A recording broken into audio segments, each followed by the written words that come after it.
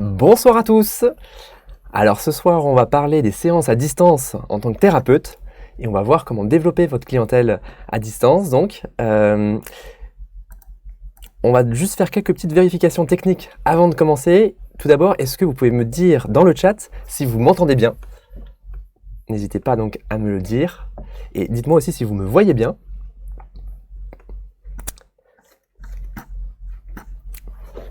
Alors, je suis vraiment ravi de vous accueillir ce soir. Alors, je suis un tout petit peu malade, mais je vais faire en sorte que vous n'entendiez pas mes éternuements et que donc le son soit le meilleur possible pour vous. Alors, c'est tout bon. Bonsoir Jessica, bonsoir Anne-Aurélie, bonsoir Sylvia, bonsoir Nathalie, Sarah. Ravi de vous avoir avec nous ce soir. Alors, peut-être une petite chose aussi pour commencer, n'hésitez pas à poser toutes vos questions dans le chat, je tâcherai d'y répondre au mieux. Et ne prenez pas de notes, c'est pas nécessaire, puisque vous pourrez télécharger le support du live dans le chat. Normalement, il est en commentaire épinglé, donc à la fin du live, vous pourrez le télécharger sans souci. Bonjour à tous, donc n'hésitez pas à me dire, donc notamment ceux qui viennent d'arriver, ce que vous faites, quel type de thérapeute êtes-vous, ou quel type de coach bien-être. Dites-moi aussi peut-être d'où vous nous regardez, d'où vous me voyez, et puis on va commencer. Donc, moi, alors qui je suis? Alors, je suis Nicolas Loton, j'ai fait une formation d'école de commerce comme Emery, et donc moi j'ai assez rapidement travaillé dans l'éducation, et notamment l'éducation en ligne. J'ai participé notamment au lancement d'une classe préparatoire entièrement en ligne pour les écoles de commerce qui s'appelait MyPrépa, et j'ai également travaillé pour Live Mentor, qui est une école pour entrepreneurs indépendants. Et aujourd'hui, donc je travaille avec Emery sur l'organisme RiseCamp qui s'adresse notamment aux thérapeutes. Et donc, du coup, mes passions, c'est vraiment la pédagogie et aussi le développement d'entreprise. L'idée, c'est d'arriver à trouver des modèles qui fonctionnent bien. Et c'est ça qui m'intéresse au quotidien. Donc, on peut continuer du coup maintenant à rentrer dans le cœur du sujet. Aujourd'hui, de quoi on va parler? Donc, d'abord, je vais juste vous dire en 2 mots les résultats de notre enquête, notre grande enquête sur la pratique de la visio en tant que thérapeute, puisqu'on l'a envoyé à quelques milliers de personnes, et donc on a eu des résultats assez intéressants. Et assez rapidement, donc on va voir pourquoi c'est intéressant de proposer des séances à distance, à la fois pour vous et pour votre client. Et ensuite, on va se demander comment donner envie à vos clients de vous consulter à distance. Ensuite, on verra quels sont les prérequis pour que ça fonctionne bien, pour que l'expérience de vos clients soit optimale à distance. Et on va voir aussi comment faire évoluer la part des séances que vous réalisez à distance au fil de votre pratique, que vous fassiez beaucoup ou pas de distanciel. Et on verra même aussi comment peut-être aussi faire plus de présentiel lorsqu'on le souhaite. Je vérifie que tout est bon au niveau du chat. Bonjour donc aux autres qui nous ont rejoints, notamment Gwendoline, qui est sophrologue. Bonjour Jessica qui est en Guadeloupe. Il doit être assez tard dans Guadeloupe. Bonjour à Nathalie aussi, élève à l'ESN. Estelle aussi. Bonsoir Stéphanie. Ravi vraiment d'être avec vous ce soir. Donc peut-être pour vous partager en 2 mots les résultats de notre enquête, on s'est rendu compte que globalement vous songiez tous et toutes à proposer du distanciel, soit vous le faites déjà, vous êtes quasiment 60% à le faire déjà, quasiment un tiers à vouloir proposer du distanciel. Donc du coup ça m'intéresse de savoir, dites-le moi dans le chat peut-être si vous êtes dans ce cas de figure là, qu'est-ce qui fait que vous avez du mal à le mettre en place? Est-ce que c'est juste une histoire de temps, ou est-ce que vous vous posez des questions aussi en termes d'outils? Ça m'intéresse de voir un peu ce qui peut vous bloquer dans le fait de proposer des séances à distance. Et on voit donc ceux qui ne souhaitent pas en proposer globalement ont un petit blocage, ou tout simplement leur pratique ne s'y prête pas, et ils sont assez peu nombreux. Donc voilà, n'hésitez pas à me dire dans le chat vous ce qui peut peut-être vous bloquer potentiellement. On s'est rendu compte aussi dans cette étude que il y avait une répartition entre le distanciel et le présentiel pour chaque thérapeute qui était très variable. Certains font déjà quasiment 100% de distanciel, quand d'autres n'en font pas du tout ou très peu, 10-25%. Mais ce qui est le plus intéressant, c'est que globalement, il y a un certain nombre de personnes qui ne sont pas très satisfaites de la part de distanciel et de présentiel dans leur pratique. Là, donc à gauche, on voit donc qu'il y a par exemple cette personne-là qui fait quasiment 100% de distanciel, qui voudrait avoir un peu plus de présentiel. Et à l'inverse, ici, une personne qui ne propose pas du tout de séance à distance, qui voudrait en avoir 50% du temps. Donc l'objectif de ce live, c'est un petit peu justement de voir, selon votre profil, comment faire pour soit avoir un peu plus de distanciel, soit éventuellement un petit peu introduire un peu plus de présentiel. Ça sera, on verra en fin de live. Je vais regarder aussi si donc dans le chat certains ont répondu. Donc c'est intéressant. Donc Jessica nous dit que ses clientes veulent leur premier rendez-vous en physique. Alors ça, c'est intéressant comme question parce que c'est aussi parfois une croyance qu'on peut avoir en tant que thérapeute. Est-ce que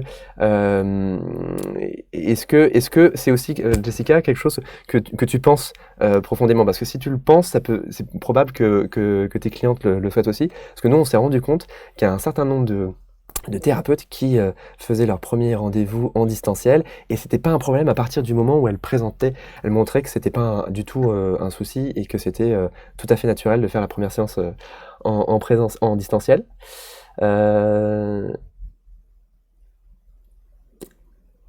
Ok, très bien. Donc du coup, on peut commencer peut-être sur pourquoi faire du distanciel. D'abord, ça permet bien sûr de toucher une cible plus large. Vous pouvez vous adresser à des personnes partout en France et dans le monde. Mais vous pouvez aussi vous adresser à un type de public qui ne pourrait pas forcément venir vous voir en présentiel, notamment les personnes qui ne peuvent pas se libérer en journée, en semaine. C'est plus simple de proposer du distanciel, par exemple le week-end ou en soirée. Et ça peut notamment intéresser des parents qui souhaitent consulter mais qui peuvent pas faire garder leur enfant, leur enfant en bas âge. Ça peut être intéressant aussi pour des actifs qui sont surtout libres le soir et le week-end.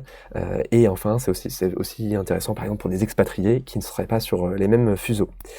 C'est intéressant aussi si vous voulez vous adresser à des cibles niches, parce que si vous êtes dans un bassin de population assez peu densément peuplé, eh bien il y a certaines cibles qui ne seront pas dont le volume ne sera pas suffisant pour que vous puissiez vraiment en vivre. Donc là j'ai pris un exemple, mais ça, on pourra en citer plein d'autres. Des enfants par exemple, si vous vous adressez à des enfants touchés par des troubles autistiques, alors c'est à la fois beaucoup de monde, parce que c'est 1% des enfants qui naissent aujourd'hui, mais en même temps si vous êtes dans une petite ville de 10 000 habitants, il y a peu de chances que vous arriviez vraiment à en vivre en étant uniquement en présentiel dans votre ville. Tandis que si vous vous adressez à toutes ces personnes qui se trouvent partout en France, là, vous avez davantage de possibilités de pouvoir en vivre.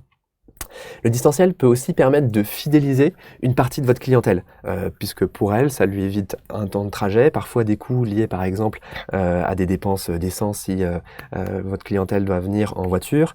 Ça lui permet aussi d'éviter les salles d'attente et ça lui permet également d'avoir une transition après la séance un peu plus douce, puisqu'elle retrouve facilement donc son environnement familier, à savoir chez elle. Le distanciel peut aussi s'avérer plus efficace que le présentiel, et ça, on n'y pense pas forcément. On a certains thérapeutes qui le mettent d'ailleurs bien en avant sur leur site. On va le voir un petit peu plus tard dans le live comment ils le font. Et en fait, on a donc dans certaines disciplines, même qui ne s'y prêtent pas forcément, on peut arriver à rendre le distanciel plus efficace sur certains aspects que le présentiel.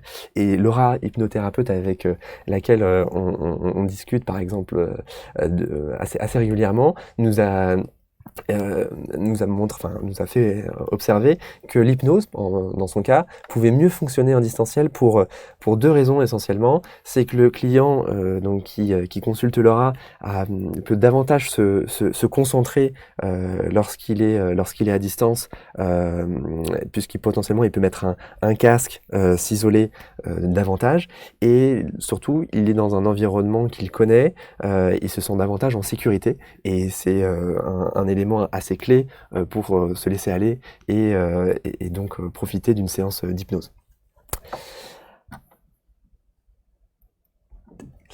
Donc donc vous voyez qu'il y a à la fois donc des avantages pour votre clientèle, mais aussi des avantages pour vous, une flexibilité des horaires, une flexibilité aussi au niveau du lieu d'exercice, mais aussi un gain d'argent pour les journées où vous n'avez pas besoin d'avoir de local. Donc tout un tas de raisons qui en faveur du distanciel. Ça peut permettre aussi d'avoir moins d'annulations de rendez-vous, puisque les clients n'ont pas besoin de se déplacer, donc il y a moins de risques d'imprévus, notamment lors des moments de déplacement. Il y a aussi un avantage assez intéressant au niveau du distanciel, c'est la possibilité d'enregistrer tout ou partie de certaines séances. C'est intéressant pour vous dans un but de détecter des axes d'amélioration au niveau de la conduite de la séance, mais c'est aussi intéressant si vous voulez préparer la séance suivante. Et enfin, un aspect auquel on ne pense pas forcément, c'est très utile pour collecter des avis vidéo de vos clients qui, naturellement, parfois vont vous complimenter sur ce que vous leur avez apporté, et donc si ça se passe, si c'est le cas, vous pouvez gentiment demander à la personne si elle vous autorise à enregistrer et à redire éventuellement les quelques compliments lors de la séance, afin de pouvoir la conserver et ensuite potentiellement la montrer sur vos réseaux de communication et notamment sur votre site. Alors ensuite, il y a un aspect important, c'est comment donner envie à vos clients de vous consulter en ligne. Il y a plusieurs choses. Alors attendez, hop. Ce qui est important, c'est au niveau de la posture, vous devez vous-même être intimement convaincu que vous allez pouvoir être efficace à distance. Parce que ça, votre client va tout de suite s'en rendre compte. Donc c'est important pour vous aussi d'avoir, si vous n'en avez jamais fait de distanciel, il va falloir un petit peu vous poser un certain nombre de questions sur comment vous voulez faire votre pratique, comment vous voulez la présenter, pour être sereine lorsque vous allez en parler à vos clients. Vous devez présenter donc votre pratique de manière aussi naturelle qu'en présentiel. Naturel, ça veut pas dire qu'elle n'est pas travaillée, au contraire, ça veut dire qu'il va falloir bien y réfléchir. Ensuite, il va falloir vous mettre en avant, vous, parce que en distanciel, encore plus qu'en présentiel, le client a envie de savoir à qui il s'adresse, a envie de savoir qui vous êtes. Et donc, lors du processus de réservation en ligne, il va se demander quel est votre style, et donc c'est vraiment important que la prise de photo, par exemple, soit pensée en fonction des attentes et des besoins de votre client. Là, par exemple, sur les deux photos qu'on a ici, on voit notamment à gauche que, donc là en l'occurrence, c'est une sophrologue, il me semble, qu'elle est portée aussi sur la musique, il y a un tambour à côté. Au niveau de sa posture, elle est assez rayonnante. On a plutôt envie de la rencontrer et d'échanger avec elle. À droite, là, on met en avant quelque chose d'un peu différent. C'est un peu plus cocooning. On sent que en l'occurrence, c'est une psychologue qui a l'habitude de consulter à distance. Elle s'est mise aussi en scène avec un carnet, un calepin, donc pour montrer que elle est attentive, elle est dans l'écoute. Donc voilà, c'est pour vous dire que lorsque vous faites du distanciel, vos photos sont encore plus importantes que d'habitude. Elles le sont déjà, mais là, pour le coup, il faut vraiment avoir un travail de fond sur la façon dont vous allez vous présenter. Je regarde s'il y a des questions. N'hésitez pas, hein, si vous avez des questions. si je vais trop vite, n'hésitez pas. Je vais faire en sorte quand même d'être assez efficace, puisque je pense que certains et certaines d'entre vous ont peut-être regardé le match de l'équipe de France à 20h, donc je vais faire en sorte de finir vers 19h45, 19h50 pour que vous puissiez y assister, je vous rassure. Un élément important aussi, c'est d'essayer sur votre site, lorsque vous présentez votre pratique, de séparer quand même le distanciel et le présentiel. Alors, il y a plusieurs façons de le faire. Soit vous pouvez le faire de manière assez caractérisée, comme sur ce site qui propose des séances de yoga pour améliorer sa fertilité. Là, on voit bien, donc à gauche, c'est la partie présentielle dans un studio, à droite, c'est la partie en ligne. Sinon, vous pouvez faire un petit peu différemment, c'est à minima, donc avoir un onglet dédié sur votre site. Là, par exemple, Alice Monet, on voit que donc elle a toute une rubrique sur comment se passent ces séances de naturopathie en ligne. Et Lynn Mouret, donc qui est psychologue, elle a aussi fait une section en cabinet, une section à distance. Ce qui est important aussi, c'est de bien penser à rappeler systématiquement que vous proposez les deux modes de consultation. Pourquoi ? Parce que ça permet comme ça de ne pas faire fuir non plus les personnes qui souhaitent vous consulter en distanciel, en présentiel. Et ça permet du coup d'avoir les deux cibles. Ensuite, bien sûr, elles pourront regarder ce qui les intéresse le plus, comme je vous ai dit, une page présentielle, une page distancielle. Mais lorsque vous vous présentez notamment sur votre page d'accueil ou à chaque fois que vous parlez de vous, c'est important de dire les deux. Là, par exemple, je vous ai mis deux exemples. On rappelle à chaque fois donc la partie présentielle ici dans le cas de cette psychothérapeute qui consulte à la fois dans le Var et en téléconsultation. Et Lynn Mouret, elle se présente à chaque fois comme psychologue à Dijon et en ligne. Et un petit point aussi intéressant, c'est que même si vous êtes 100% à distance, ça peut être pertinent de montrer que vous avez un ancrage dans une ville. On a échangé avec un certain nombre de thérapeutes 100% en ligne qui se sont rendus compte aussi que ça leur permet d'avoir des personnes de leur ville à distance. Donc voilà, c'est quelque chose auquel on ne pense pas forcément. Donc ça peut être aussi une façon de développer votre clientèle. Ce qui est important aussi, c'est d'expliquer clairement la répartition entre le distanciel et le présentiel. Là, ici, on voit bien quand est-ce qu'elle consulte en distanciel et en présentiel. On verra un peu plus tard que c'est quand même un petit peu dommage de ne pas proposer du distanciel, même quand vous êtes en cabinet, parce qu'à moins que vos séances soient, enfin, vos consultations en présentiel soient complètement remplies systématiquement, ça vaut le coup de laisser la liberté à votre client de consulter en distanciel, puisque vous pouvez consulter en distanciel en étant à votre cabinet. Et si vous vous rendez compte au fur et à mesure que vous avez de plus en plus de clients qui consultent à distance et que vous êtes dans votre cabinet, ça va vous permettre peut-être de réduire un peu la location de votre cabinet si c'est possible. Si vous êtes ou si vous souhaitez passer en 100% distanciel, ce qui est très important en revanche, c'est de vous définir comme tel et d'expliquer aussi ce que cela implique. Même si vous dites que vous êtes dans telle ville, quand par contre vous parlez de votre pratique, donc quand vous êtes à 100% à distance, là, c'est important d'expliquer précisément comment va se passer une séance en ligne, parce que le client peut avoir un peu plus de questions sur la façon dont ça va se passer. Et donc là, par exemple, on a ce thérapeute qui explique très, très précisément comment ça va se passer et qui lève les potentiels doutes ou frictions peut avoir le client au moment de réserver. Ce qui est important aussi, c'est de mettre en avant les avantages de la séance en ligne, encore plus si vous faites beaucoup de distanciel.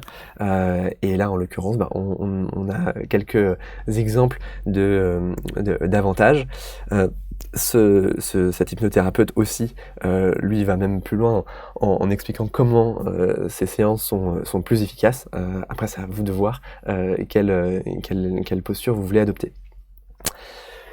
Est-ce que vous avez des questions à ce stade ? Donc Sylvia qui disait quand on fait que du distanciel, je pense que du coup j'ai répondu à la question, mais n'hésite pas à me dire exactement ce que tu souhaitais, ce sur quoi tu voulais rebondir.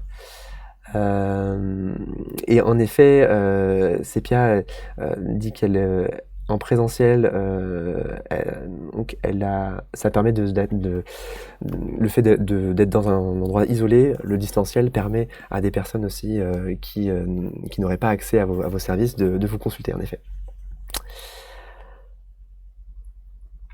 Ok, très bien. Donc maintenant, on va voir comment exceller lors de vos séances à distance. Alors d'abord, on va voir comment préparer ces séances.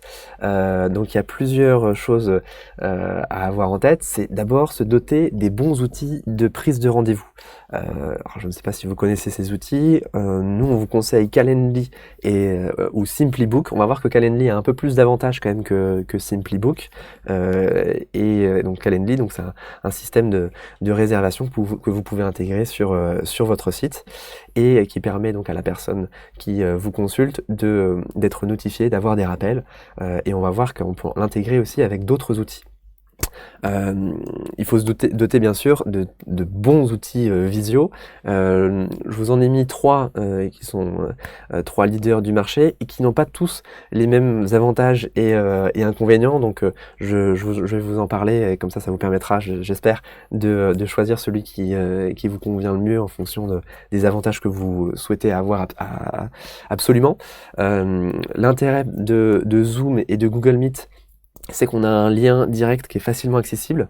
Microsoft Teams permet d'avoir un lien, mais pour le client, c'est un petit peu plus compliqué puisqu'il doit cliquer au moins 3 fois avant d'arriver dans la séance. Donc si vous avez des personnes un peu flemmardes ou qui ont un petit peu de mal avec la visio, eh bien, il faudra peut-être mieux privilégier Zoom ou Google Meet. L'intérêt de Zoom et de Microsoft Teams par rapport à Google Meet cette fois, c'est que la qualité visuelle et audio est généralement bien meilleure. Mais en revanche, Google Meet permet aussi à des gens qui ont une plus faible connexion, notamment les clients, d'y accéder. C'est un petit peu moins gourmand. L'autre chose qui est très intéressante par contre côté Zoom et Microsoft Teams, c'est qu'on a des systèmes de salles d'attente, ce qui est assez pratique aussi pour pouvoir commencer la séance lorsque vous êtes vraiment prêt à démarrer. Je ne sais pas si vous avez des questions. Quel outil utilisez-vous? Ça m'intéresse d'avoir aussi votre opinion là-dessus, si vous en avez une. Alors Emmanuel Carré parle de WhatsApp. Alors, en effet, j'ai mentionné WhatsApp un peu plus tard, plutôt là en outil de communication, notamment entre les séances. C'est vrai que c'est possible de le faire aussi en séance. Le seul problème de WhatsApp, à mon sens, c'est que c'est pas forcément adapté à tout type de séance, puisque c'est surtout un usage mobile, WhatsApp, et donc le client doit rester. Faut penser un peu à l'expérience client, et donc le client doit rester avec son téléphone dans la main. Alors certes, il y a une version mobile, mais généralement les gens ne savent pas forcément une version ordinateur de WhatsApp, mais les gens ne savent pas forcément comment le faire, comment y accéder. Donc faut que du coup sa pratique fonctionne avec le fait que le client soit avec son téléphone, quoi. Tandis que avec Zoom, Microsoft Teams, Google Meet, ça se met bien sur un ordinateur qu'on peut poser sur sa table et donc du coup on n'a plus rien à faire. Et l'autre problème aussi, comme le dit justement Sandrine, c'est qu'on peut pas enregistrer avec WhatsApp, en effet. Certains d'entre vous utilisent Meet. Oui, j'imagine aussi que certains d'entre vous qui utilisent Google Meet l'utilisent aussi parce que donc c'est un outil Google, donc c'est pratique si vous utilisez Google Agenda. C'est pratique aussi pour certains de vos clients qui utilisent Google Agenda. Mais je pense que ça c'est un paramètre qui est un peu moins fort que les avantages que je vous ai mis sur cette slide. Et en effet, je l'ai pas mis, mais on peut aussi utiliser le téléphone pour faire une séance. C'est juste que pour avoir une expérience vraiment optimale, il vaut mieux avoir quand même de la visio. Et Skype aussi, je ne l'ai pas mis parce que il est un petit peu, pour moi, il est un petit peu moins puissant que Teams et Zoom sur pas mal d'aspects. Et notamment l'enregistrement, je crois qu'il n'est pas possible à vérifier. Et donc, je ne l'ai pas mis, mais en effet, c'est aussi une possibilité. L'intérêt de Skype et de Zoom, c'est que beaucoup de gens l'utilisent à titre personnel, tandis que Teams et Google Meet sont plus utilisés à titre professionnel. Donc ça dépend, adaptez-vous aussi un peu votre cible. Si votre cible vous pensez qu'elle a l'habitude d'utiliser un outil comme Teams ou Google Meet, eh bien c'est aussi un facteur qui peut aller dans le sens de choisir cette option. Ensuite, quelle solution proposer pour le paiement? Et là, c'est vraiment très important de faire les bons choix. L'intégration Calendly et PayPal fonctionne très bien. Alors, qu'est-ce qu'on appelle une intégration? C'est le fait de pouvoir connecter deux outils. Calendly, un outil de prise de rendez-vous, et PayPal, donc une solution de paiement pour les clients. Calendly fonctionne aussi avec Stripe, mais PayPal est utilisé davantage, est un peu plus connu du grand public, et elle fonctionne vraiment très bien. Donc moi j'opterais plutôt pour ce combo-là. Et là je vous ai mis une capture de la façon dont ça s'affiche si vous n'avez jamais vu comment ça s'affiche pour le client. Là c'est une capture au sein du module de réservation Calendly. C'est assez pratique pour à la fois pour le client, et ensuite c'est aussi pratique pour vous parce que vous pouvez mettre notamment des systèmes d'acompte qui vous permettent d'être sûr que la personne ne va pas annuler. Ce qui est très important, c'est lorsque vous allez choisir donc les différents outils, c'est de bien vérifier les intégrations entre eux pour ne pas vous retrouver bloqué. Donc je vous conseille de choisir tous les outils ensemble et pas séparément, parce que là, comme on va le voir, donc Zoom, Meet, Teams sont tous intégrables sur Calendly, donc ça n'a pas de problème. PayPal et Stripe sont intégrés à la fois sur Calendly et Simplybook, donc les deux outils de réservation dont je vous ai parlé. Par contre, Google Meet est le seul outil qui est vraiment bien intégré dans Simplybook. Donc si vous avez choisi Zoom ou Teams, eh bien il vaut mieux utiliser Calendly. Et ceux qui ont parlé de Skype par exemple, Skype est très peu intégré avec les outils de prise de réservation. Encore une fois parce que Skype est surtout utilisé à titre individuel, et donc du coup il faut avoir ça aussi en tête lorsque vous allez donc prendre les différents outils. L'autre chose qui est importante, c'est de vérifier aussi, lorsqu'on n'a pas du tout, comment vous allez du coup vous débrouiller. C'est possible, mais c'est juste qu'il va falloir du coup utiliser, potentiellement renvoyer vers une autre page sur votre site si les deux outils ne sont pas connectés. Et en particulier Reservio est plutôt déconseillé puisqu'il n'est pas connecté aux outils visio ni aux solutions de paiement. Il est connecté seulement aux outils d'agenda, et donc voilà, c'est important de l'avoir en tête. Donc là, je vous ai parlé des outils principaux dont il faut vous doter. Ensuite, il y a tout plein d'outils qui peuvent vous permettre de suivre, d'échanger avec vos clients en amont ou après les séances. Donc il y a notamment des outils de messagerie instantanée que vous connaissez bien, comme WhatsApp ou Telegram ou Messenger.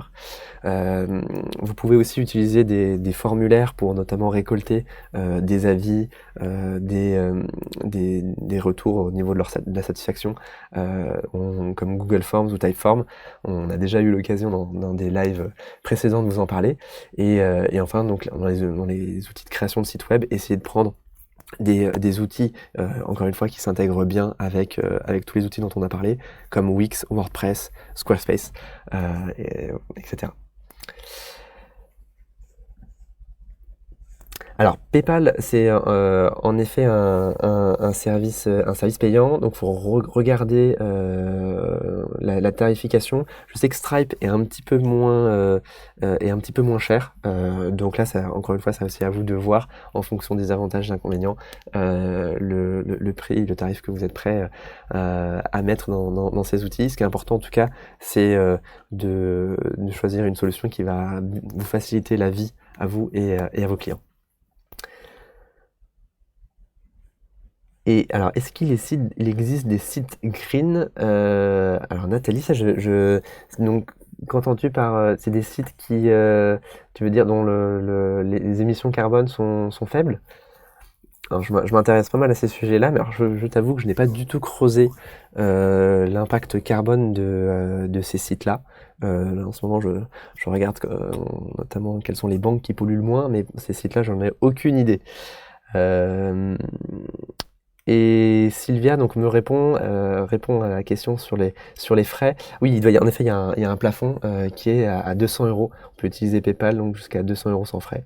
Euh, alors PayPal est souvent piraté, oui. Alors ça, pour le coup, moi, je n'ai jamais vu ça, mais vous pouvez aussi proposer une autre solution comme des virements. Le seul problème des virements, c'est que vous pouvez pas l'intégrer directement dans l'outil de réservation. Alors, peut-être qu'on va passer à la suite. C'est notamment aussi préparer votre environnement de travail. Alors, ce qui est, c'est pareil, peut-être évident, mais beaucoup de thérapeutes l'oublient. La connexion Internet est clé. Il en faut une suffisante et stable. Donc, si vous n'avez pas d'ores et déjà fait de multiples tests, je vous invite à vous rendre sur le site Speedtest qui vous permet de voir combien vous avez de connexion. Alors pas besoin de rentrer dans les détails, mais Mbps, ça veut juste dire mégabits par seconde, c'est le débit. Ce qui est important pour utiliser de la visio, c'est que vous ayez au moins 3 mégabits par seconde en descendant et au moins 4. Alors nous on a du coup des connexions dans nos locaux qui sont très élevées, pas besoin d'en avoir 245 comme sur la capture. Mais ce qui est important, c'est d'avoir au moins, en gros, 5 mégabits de connexion. Sinon, ça veut dire qu'il va falloir changer votre installation Internet si vous souhaitez être sûr de pouvoir proposer à chaque fois des consultations dans les meilleures conditions. Ce qui est important aussi, ça va être de vous assurer que vous n'êtes pas dérangé, de couper votre téléphone. Alors ça, c'est plus pour les thérapeutes qui débutent, puisque la plupart d'entre vous avaient déjà cela en tête. Mettre des écouteurs ou un casque, ça c'est important aussi d'investir pour le coup dans de bons écouteurs ou un bon casque, parce qu'il n'y a rien de pire que d'avoir des problèmes de son lorsqu'on consulte un thérapeute. Ça peut vraiment dissuader une personne de revenir. Donc c'est important. Aussi réfléchissez au niveau de votre luminosité, essayez de ne pas être en contre-jour, puisque c'est aussi important que le client voit dans votre visage, vos expressions, et on verra aussi que c'est important de dire aussi au client de se mettre dans un bon cadre, on va venir juste après. Et aussi, si vous utilisez de nouveaux outils, assurez-vous que vous les maîtrisez bien pour ne pas avoir de problème en séance ou après les séances. Et dernière chose aussi, les outils de réservation vous permettent généralement de mettre un petit temps entre les rendez-vous. N'hésitez pas à le mettre lorsque votre agenda se remplit bien pour que vous puissiez bien préparer les séances suivantes. Ce qui est important aussi, c'est de préparer le client au rendez-vous en ligne. Pour que ça fonctionne, il faut que des deux côtés, tout soit bien pensé. Donc là, il y a une checklist que vous pouvez lui envoyer en amont. Ça peut être bien aussi potentiellement de lui demander de tester sa connexion aussi juste avant si c'est un nouveau client. Et ce qui est important aussi, en plus de la partie un peu de checklist technique, pratico-pratique, c'est de commencer à créer un premier lien, enfin d'en profiter pour créer un premier lien. Si c'est un nouveau client, potentiellement ça peut déboucher même sur un petit appel rapide pour vérifier que tout est clair et que le client n'a pas de crainte ou de questions. Et ça peut aussi se matérialiser par un petit questionnaire, soit qui est dans l'outil de réservation, soit que vous envoyez après par mail pour en savoir plus et vous aider dans la préparation de la séance. Ce qui est important aussi, c'est donc de bien vous assurer que le client soit présent et à l'heure. Pour qu'il soit présent, vous pouvez opter pour le règlement d'un acompte. PayPal permet notamment d'avoir un acompte qui est remboursé, notamment si vous faites des séances découvertes. Vous pouvez mettre un acompte de 5-10 euros pour que la personne soit là et ensuite la rembourser une fois qu'elle s'est présentée. Et lorsque c'est des séances là plutôt payantes, eh bien vous pouvez prendre en charge, faire en sorte que PayPal prenne en charge le paiement de la séance avant la séance. Je sais qu'un certain nombre de thérapeutes justement ne sont pas dans cette optique, mais on voit globalement que ça permet d'éviter un certain nombre de problèmes et de devoir suivre, enfin de devoir rappeler toutes les personnes qui ne se sont pas présentées lorsqu'elles ont payé. Elles sont beaucoup plus engagées. Et par contre pour ça, il faut du coup avoir levé les doutes parce que pour qu'elles payent, il faut qu'elles soient bien convaincues. Et après, voilà, il y a des solutions un peu mixtes. Là, Sylvia, c'est très intéressant, dit qu'elle fait le premier paiement via PayPal et après, elle fait le suivi avec des virements. Donc, vous pouvez en fait ensuite faire utiliser d'autres outils. Il y a GoCardless aussi que j'ai en effet déjà utilisé qui fonctionne bien, notamment si vous mettez en place des systèmes de prélèvement. Si c'est par exemple, vous faites des séances avec une tarification mensuelle, avec plusieurs séances sur plusieurs mois, ça peut être intéressant. Ok. Ce qui est important, si lorsque vous n'avez pas forcément encore fait beaucoup de séances en distanciel, c'est vraiment de vous demander comment est-ce que vous pouvez adapter votre pratique au mieux. Ce que fait Laura, l'hypnothérapeute dont je vous parlais tout à l'heure, c'est que par exemple pour une pratique essentielle pour l'hypnose qui s'appelle l'ancrage et le déancrage, il faut normalement qu'il y ait un contact physique entre l'hypnothérapeute et le client.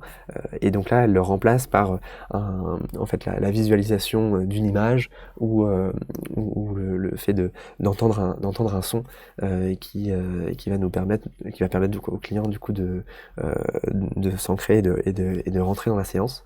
Donc voilà, faut réfléchir à différentes. C'est pas toujours possible, mais parfois vous allez trouver aussi des bonnes idées pour que la séance se déroule au mieux. Même lorsque vous avez des disciplines comme par exemple Paul qui propose des séances de massage. Alors lui il peut pas proposer des séances de massage lui-même à distance, mais ce qu'il a fait pour diversifier aussi une partie de son activité, c'est qu'il propose des automassages et à distance ça fonctionne bien et on pourrait croire que ça se cannibalise, mais en fait c'est plutôt complémentaire, c'est que certaines personnes sont contentes de se faire masser, mais aussi parfois de savoir comment se masser notamment au travail pour se sentir mieux.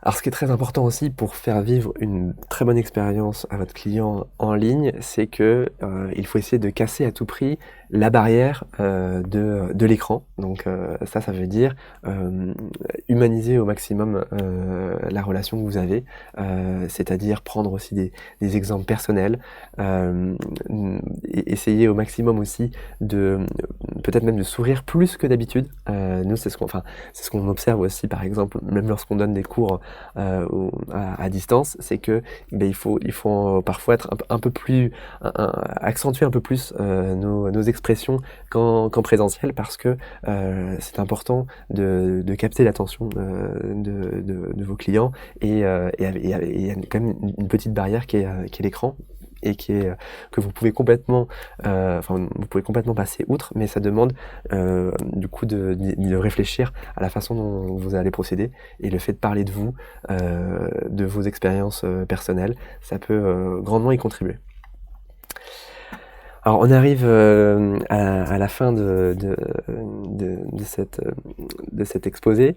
Maintenant on va voir un peu comment faire évoluer la part des séances que vous réalisez à distance. Alors à partir de l'enquête et des échanges qu'on a pu avoir avec certains d'entre vous, on a vu qu'il y avait plusieurs profils. D'abord il y a le profil du thérapeute qui est essentiellement à distance et qui veut introduire plus de présentiel. Ça arrive aussi, notamment si vous avez choisi au début d'être beaucoup à distance. Alors c'est complètement possible aussi de faire un pas de côté et de réintroduire plus de présentiel. Et c'est ce que je voulais un peu mettre en avant ça, c'est que l'objectif c'est pas forcément de passer à chaque fois d'augmenter systématiquement votre nombre de séances distancielles. Pour ça, du coup, il faut repartir d'actions locales, notamment échanger avec les commerçants locaux, leur déposer des flyers, essayer de voir quels seraient des prescripteurs locaux, aller voir votre mairie, enfin bref, faire peut-être ce type de travail que vous n'avez pas forcément fait si vous êtes essentiellement à distance. Et l'autre chose aussi, c'est bien penser à tous vos clients qui sont à distance. Une partie d'entre eux peuvent être intéressés pour faire certaines séances en présentiel également. Donc n'hésitez pas à leur proposer dans le même temps. Ensuite, il y a le profil du thérapeute qui est en présentiel mais qui veut faire plus de distanciel. Là, comme je le disais tout à l'heure, on se rend compte qu'il y a beaucoup de thérapeutes qui font peu de distanciel, ont l'impression qu'il faut forcément nouer le contact en présentiel. Nous, on a vraiment de très nombreux exemples de personnes qui arrivent à créer un premier contact à distance sans problème. Alors, du coup, dites-vous que c'est complètement possible. Encore une fois, il faut se demander juste comment on le fait. La seule exception, c'est si vous avez une cible qui est qui a besoin d'être qui a besoin peut-être beaucoup d'être touchée tactilement pour être rassurée. Là, en effet, ce sera plus difficile de le faire à distance. Donc peut-être qu'une séance en présentiel sera plus efficace qu'une séance en distanciel, mais dans la grande majorité des cas, c'est complètement possible d'y parvenir. Ce qui est important aussi, c'est de pas forcément toujours siloter complètement vos moments où vous êtes en présentiel et les moments où vous êtes en distanciel. Donc notamment si vous louez un local quelques jours dans la semaine, ne vous dites pas que vous allez forcément les allouer que à des créneaux présentiels. Encore une fois, comme je le disais tout à l'heure, à moins que vos créneaux présentiels soient systématiquement réservé, parce que si ce n'est pas le cas, vous avez intérêt à laisser la possibilité à quelqu'un qui veut prendre une consultation distancielle. C'est intéressant c'est vraiment mieux qu'il ait le maximum de créneaux, parce qu'il a beaucoup plus de chances de venir vous consulter si il a un grand nombre, et s'il a un choix large, et donc et pour vous ça change pas grand chose d'être dans votre bureau, dans votre local, et de consulter à distance. Donc voilà, ça c'est un point important. Et en effet, comme nous dit Sepia, le sourire du thérapeute amène le sourire du client, en effet. Et d'ailleurs, Sepia souligne que vous pouvez mettre un petit fond sonore, une petite musique. En effet, ça peut être intéressant, peut-être pas pendant toute la séance, mais n'hésitez pas à réfléchir dans l'environnement que vous allez créer en ligne. Réfléchir à toutes les petites touches qui vont faire que votre client va passer un beau moment avec vous et va avoir envie de revenir et d'en parler autour de lui.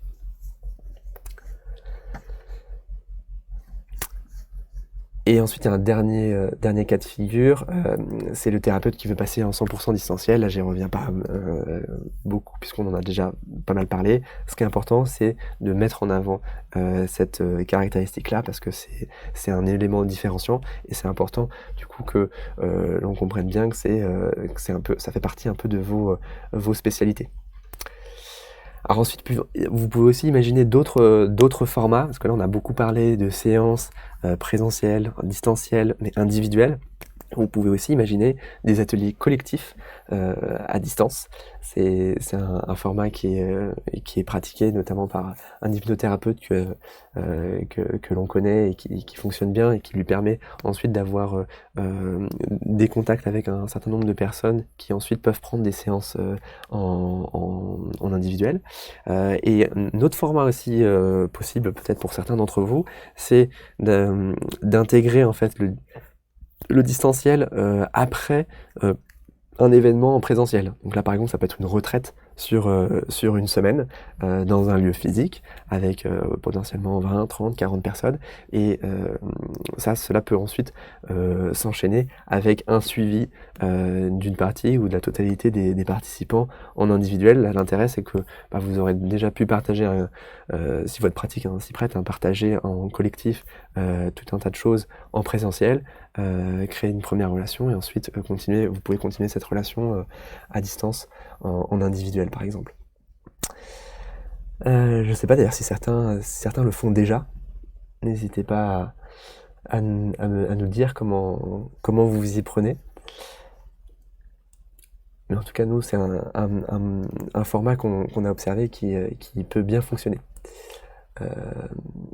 Alors c'est la fin de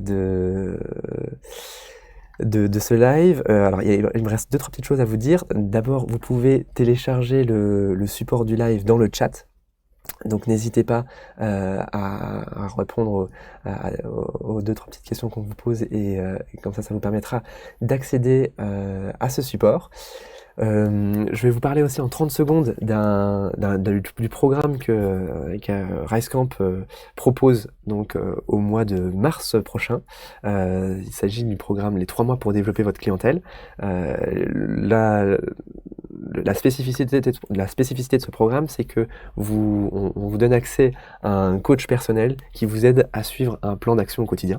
Et l'idée, c'est d'avoir des lives comme celui qu'on a pu faire où on rentre encore un peu plus dans le concret, avec des exemples toujours plus approfondis pour avancer. Mais les lives, c'est pas suffisant. On l'a déjà observé chez RiseCamp pour vraiment passer à l'action globalement.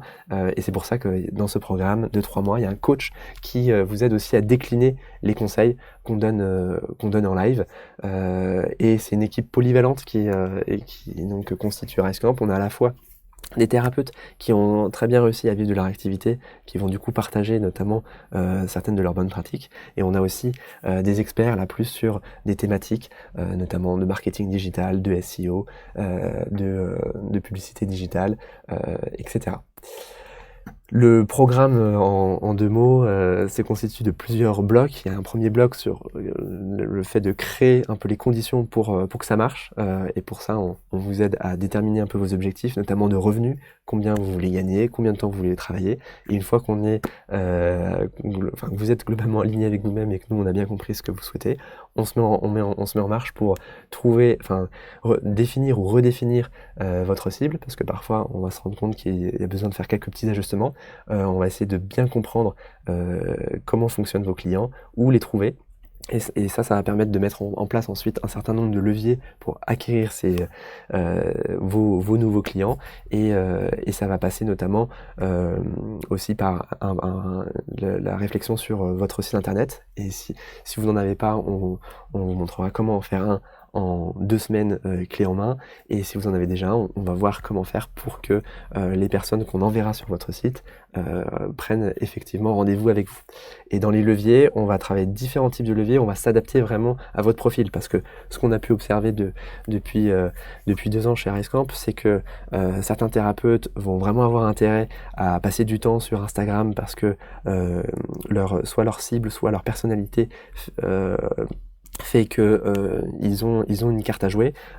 Pour d'autres, on va plutôt leur déconseiller d'aller sur les réseaux sociaux et on va plus travailler le SEO. On va aussi travailler les leviers qu'on appelle offline, c'est-à-dire pas en ligne, mais on va travailler le réseau local, comment trouver des prescripteurs, comment travailler aussi avec des entreprises, diversifier ses revenus. Bref, on va essayer de réfléchir à tous les leviers et surtout sélectionner ceux qui vous correspondent le mieux et qui ont le plus de chances de vous permettre de vivre correctement de votre activité.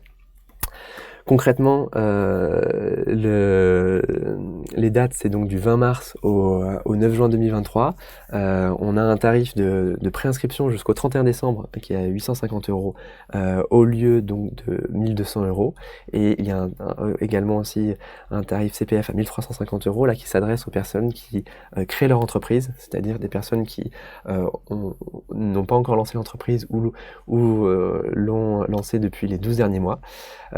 Et on a également mis en place une garantie satisfait ou remboursé. Si dans les 30 premiers jours, vous ne voyez pas d'effet sur notre accompagnement, vous pouvez être intégralement remboursé. Donc on a hâte donc de pouvoir accompagner une partie d'entre vous. Vous pouvez donc bénéficier du tarif préférentiel donc jusqu'au 31 décembre. Lorsque vous téléchargerez le support, vous aurez donc accès au lien.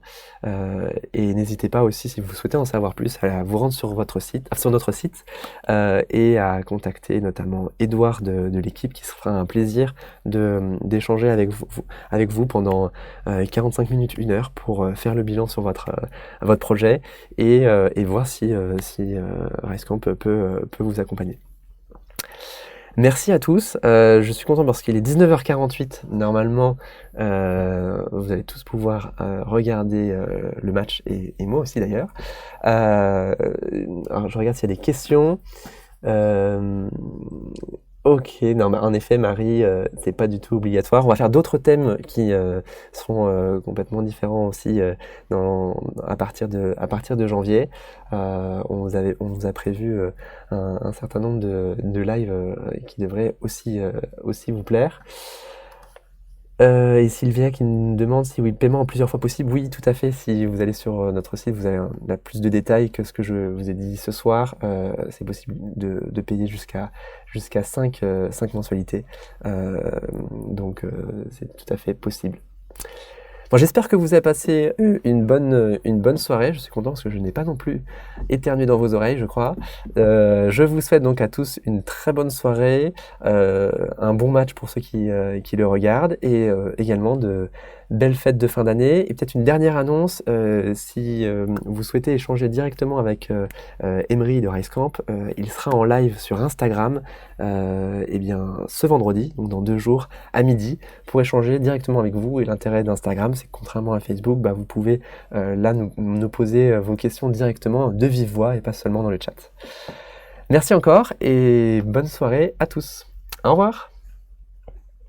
Et le replay, comme d'habitude, sera bien disponible. On vous l'enverra par mail et il sera disponible aussi sur notre page Facebook. Et pour ceux qui ont un cours avec le SN, je vous souhaite un bon cours. Merci Elodie, merci Gwendoline, bonne soirée, merci Sylvia, merci Nathalie. Et pour rappel, le support est téléchargeable en cliquant sur le lien épinglé dans le chat. Merci beaucoup. Bonne soirée à tous. Au revoir.